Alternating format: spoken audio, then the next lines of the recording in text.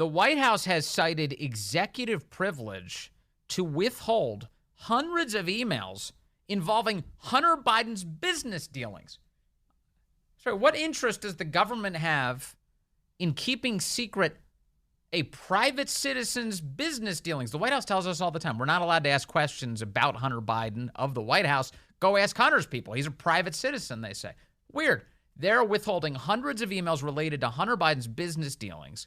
And then Vice President Joe Biden is on the other end of that, the email. And this is all, these emails were requested by the organization America First Legal. And the deputy director of investigations there is a man called John Zadrozny, and he joins us on the phone now. John, good to have you with us, sir. Hey, Vince, thanks for having me on today. Appreciate it. So I thought Hunter Biden was a private citizen. Why would it be a state secret what he and his father are emailing about? That's a great question, Vince. So to give the audience a little bit of background, over a year ago, we requested a series of documents from different sources regarding Joe Biden's tenure as vice president, including from the National Archives and Records Administration. We primarily did that because it was past the window during which those documents could be withheld from the public, and they were generally, in theory, available. So we put in the request and figured we'd see what happened. Well, it took them a year, but we finally got about 1,000 plus documents, mostly emails, back, which shows some really interesting things. And these are the ones we were able to see. Yes. Everything ranging from basically the office of the vice president's communication shop being at Hunter's and Rosemont Seneca's disposal for communicating on tough issues, to Hunter being involved in helping to plan events, including a state dinner at Barack Obama's White House in 2011. There's much more there. I encourage people to go check it out. What's interesting, though, is they did withhold 270 documents, probably mostly email, that they have not turned over. Now, not to oversell it, it's worth pointing out that this is something that kind of automatically happens with the National Archives because they usually have a lot of documents. And there's not always the ability to communicate directly with a former president or a current president. And so they put a hold on. They tell the requester that there's a hold on. And in the meantime, they communicate with the president and the former president or the former vice president. Well, in this case, the person is the same person. It's the current president, Joe Biden.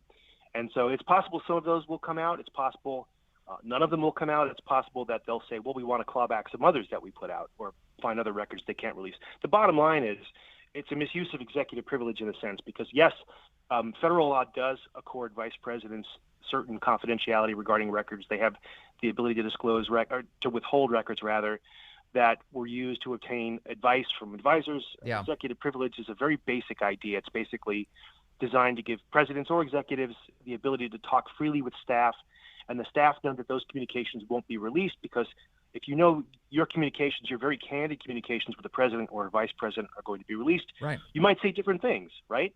So we understand that. But it is not applicable here, and I could get into that too if you. Yeah, I mean, I would think that would be applicable between hired government officials and the president of the United States. But for the vice president of the United States, which, by the way, is already a fake job, why would you get executive privilege as vice president? And then talking to your son, who's a private citizen, how could you make any executive privilege claim over any of those communications? Well, Vince, before I get into that, you raise a really great point, which is the vice president actually wields zero authority in the federal government. And everyone, I think the average American thinks, oh, the vice president's got a lot of power. The vice president has zero power. Right. I mean, God rest John McCain, but he used to say it perfectly. He said the only job of the vice president was to attend foreign funerals and inquire daily about the health of the president. And that's true, because until you're president, you're not president. However, federal law does give vice presidents some confidentiality to protect their records and some extra protections that you and I would not get if we were a different type of federal official. But you're right. With executive privilege, generally, it's important. You don't get to use it if you are not talking to your federal advisors. So there are two reasons why it's probably inaccurate for him to use executive privilege here. One is again, you're talking to your advisors. You're just not talking to family and friends. You can't just invoke executive privilege because you don't want the public to know you said something. It's supposed to be, again, for those situations where you're talking with the people in your inner circle to get the most candid advice to make the best possible decisions. But the other is it also only applies to federal employees, which means unless we're missing something and Hunter's got some sort of secret squirrel federal contract somewhere, it doesn't apply to him or anyone at Rosemont Seneca or anyone else in his private universe. Yes. Now, the flip side here, though, the very dangerous flip side to this is these are proper invocations of executive privilege, and it's because he was extensively discussing his son's business dealings and his own business dealings, let's just say it out loud, with official vice Right. presidential staff during his time in the office of the vice president. In other words, maybe he's revealing, state secrets and telling, like real state secrets, like, hey, I am going to work to get the Ukrainian prosecutor booted, so you can now start using that as a talking point in your conversations with Burisma. Right. He's in trouble, in my opinion, either way. Either he's inappropriately using executive privilege, in which case some of these documents will out after a court battle, or he's appropriately using them, and it just shows the extent to which it's almost impossible to distinguish his personal business dealings from his official existence as vice president. This is the one disappointing thing I think we've all come to fully appreciate about Joe Biden since he's entered the White House, Vince, which is that there really is nothing that Joe Biden does that isn't about his own personal financial or family financial gain or benefit. And it's really troubling because anyone else who's worked in the federal government has to be exceedingly careful to make sure they're not even appearing to use their office to gain anything. Yes. Like you could get in a lot of trouble if you get an extra discount on a car purchase. No question. Yeah, you're not allowed to put a family member of yours on a government flight. That's not allowed for any federal official. And you have Hunter Biden now documented something like dozens of times flying on Air Force Two to places that he has business interests in that enrich his family.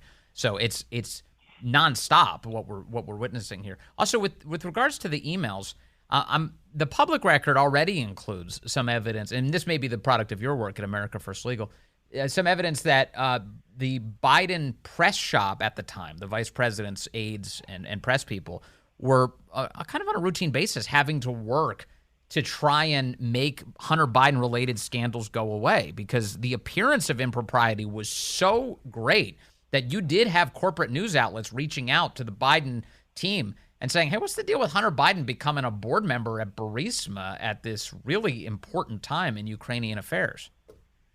Yeah, you're correct. It's actually, we did I just lodged some of those records with an earlier FOIA request, and we were able to get those earlier this year. And yes, it showed exactly that. It showed that the Office of the Vice President's press shop was essentially running point for Hunter in terms of pushing back on any claims that there was any inappropriate conduct through Burisma. And that just raises a ton of questions, like basically any circumstance where a media outlet reached out to the office of vice president knowing full well that they were really reaching out to Hunter's media outlet. That's at taxpayer expense. How is that appropriate? How are those employees doing their jobs? Were they not doing other things that they were supposed to do in the course of their jobs to make sure that Hunter's scandals went away? Yes. And so on. But it's a total mess. And yes, that is something that, keep in mind, that came out much earlier and even predated Devin Archer's testimony before the House, where things were really interesting. And I know in those emails you have Hunter himself responding to the requests, telling the vice president's staff members how to respond to it, what to say. Here are the details you should include. That's all in there. Yeah, and that shows that he knew, probably with the nod of his father to staff at the time, that he had full control. Essentially, think of it this way. This is how I think of it.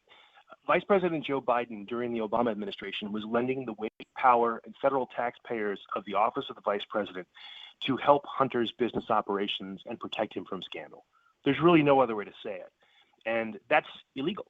Yes. There's just no other way to do it. It also, by the way, reminds us all, to the extent that anyone wants to pretend that Joe Biden had no idea any of this was going on, not only did he know it was going on, not only was he aware of specifics, but he was probably involved in it at every step of the way, including using the federal taxpayer subsidized office he held to make sure his son's business dealings were accomplished. John Zadrozny, when you hear people like Karine Jean-Pierre say that that's not a question for the White House, you should ask Hunter Biden, what do you make of that response that the White House has routinely given throughout the administration? I have a little bit of sympathy for her, but not much once I remember her worldview, which is destructive. The reality is she is in a position where she has to basically lie for the administration every day, and it may be wearing on even her. But what I find really interesting is they've taken a very Orwellian approach to dealing with the issue, Vince, which is that they say something. They'll say the state of reality is X. And then 3 days later, when that's been blown out of the water by FOIA requests and other information and testimony on the Hill, they'll say, well, no, we never said that. We said why. We've been saying why all along. And so for how long, Vince, were they saying there was never, ever, ever, ever any discussion between President Biden and his son about his business dealings? Well, then it turns out that was completely false. And then it turns out then their new line was, well, he never helped him with any of his business dealings. Well, then that turned out to be false, and this just only further enhances how that's false. Then their new line was, well, no, they were never in business together. I mean, Joe Biden's name was never on corporate paperwork with Hunter. I'm waiting for that shoe to drop, right? What's the story tomorrow?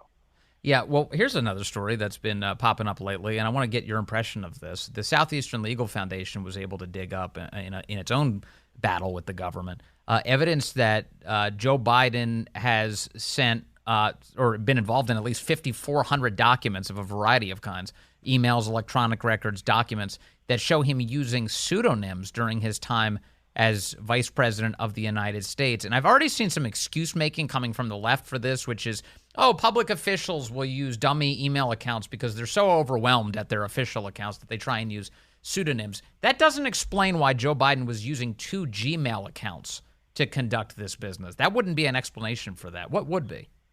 No, Vince. Actually, first of all, that claim, attempt to run defense for Joe Biden is false because that's actually illegal.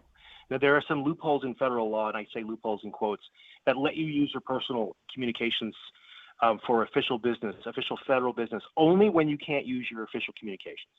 So that's not what's going on here. What's going on here is you have a man who is corrupt, who didn't want people to know he was corrupt, knew he couldn't use, even with the lapdog media, he knew even he couldn't use official correspondence to engage in illegal conduct. So he created false email accounts, private email accounts with pseudonyms.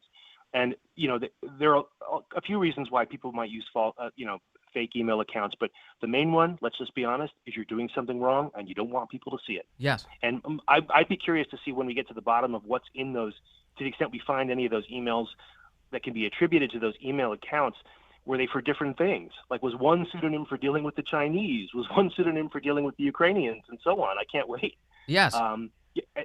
Vince, somewhere, I don't know where he is, but Warren G. Harding is breathing a sigh of relief. He is no longer the most corrupt U.S. president of all time. Also, it's just that email thing is so weird. I mean, look, the archives apparently has some of these documents, so it is interesting that they ended up with access to the documents from the Gmail accounts. Somebody along the way realized that, wait a second, we should probably hand some of this stuff over to the archives. But again, this is the vice president of the United States conducting business on servers controlled by a big tech corporation, Google. Like, none of this adds up except to tell a picture of to tell a story of corruption.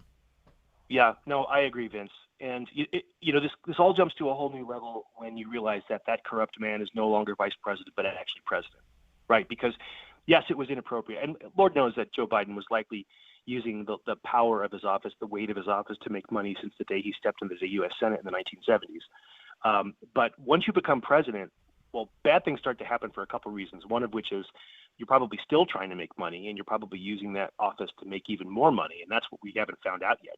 What is he doing now to keep the pressure on for these illegal business practices? But more importantly, as we've already kind of seen, what happens when a foreign power wants something and you say no? All those records start spilling out into the public domain: audio clips, emails, communications, proof of meetings. And then it makes you wonder. This is why we don't like corrupt officials, because if someone is on the take, we may not like the decisions of certain politicians, yes, but if we can say that they're not corrupt, at least those decisions are based on their own decision-making and not, yeah. Let me, I'm sorry, because you said something super provocative. I want to make sure I understand it. You said this was something we've already seen, that if they don't play ball, then basically then the bodies start dropping. The evidence of your guilt starts becoming public. Are you saying, it sounds like you're saying that whenever Joe Biden hasn't provided Ukraine with what it wants, all of a sudden all of the details from Ukraine start spilling out into public on how Joe Biden enriched his family?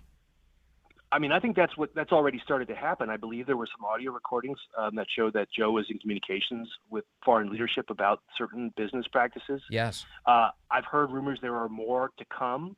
And see, this is exactly why you don't have corrupt officials, especially presidents, who are on the take from foreign governments. Because I've heard, for example, that there might be a battle over Ukraine funding right now. And what if President Biden says no? So we've given you a lot of money. Well, it wouldn't surprise me in the next few days after that conversation happens if more information comes out about this. Well, this is why you can't have corrupt leaders. And as you're explaining this, one of the other things I'm connecting here as I'm thinking about it is, remember the number of times that Biden refused to give some category of weaponry to Ukraine and made the claim in public that that would lead to World War III. And then he would eventually relent. He would do it over time. He would say, actually, no, you can have tanks now. Actually, no, you can have the F-16s you want now. And that kept happening over and over and over. You think that those things may be connected here, John? I think it's very likely. And who knows if that's limited to Ukraine, Vince? For example, who knows if what we're dealing with is, what if there are communications with the Mexican government, and that's why we're seeing some of the issues we're seeing at the border. And again, with China, who knows if some of the things we're seeing regarding China's misfeasance on the global stage has anything to do with Joe being on the take. I mean, this is why we can't. It's worth repeating. This is why we cannot have corrupt leaders, because you may not like their decisions, but at least you know they were based on their own judgment. But what happens if they're not based on their own judgment? What happens if they're based on pressure from foreign powers? We are essentially no longer run by an American anymore. We're run by foreign interests, and that's a big problem. Critical questions in a critical conversation. John Zadrozny, thank you for digging in, and really appreciate your time today, sir.